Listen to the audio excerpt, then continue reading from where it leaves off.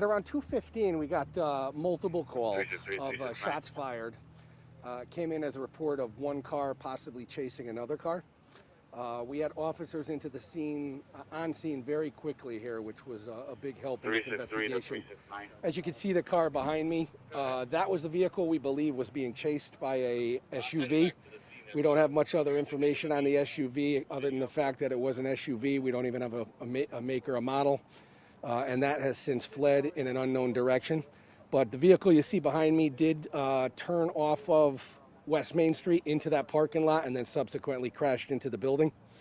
3 occupants were seen running from the vehicle.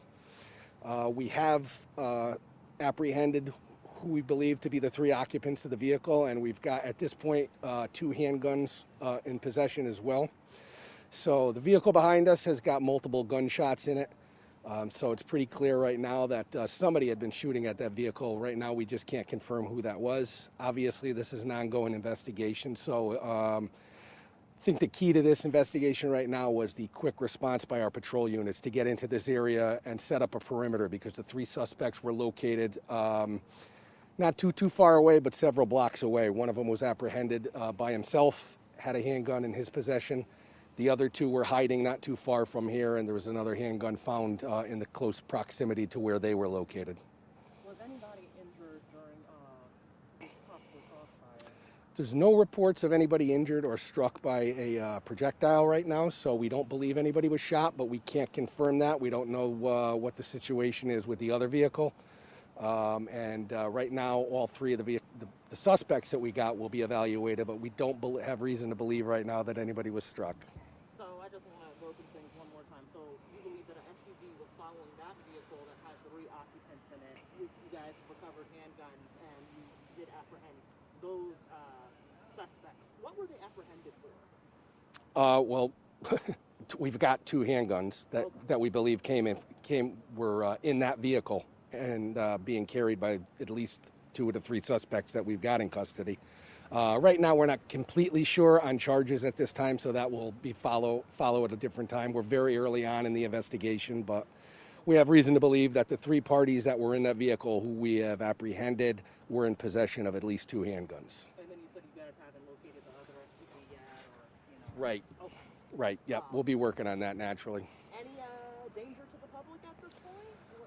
Well, I mean, in a situation like this, unfortunately, there's always danger to the public when something like this happens. It's another example of great police work by our patrol guys to get out here in a timely fashion, set up a perimeter, and apprehend 3 of these suspects, and that's 2 more guns that we can get off of the street. I don't believe there's any immediate danger from the SUV that fled. This was most probably a targeted type of violent act.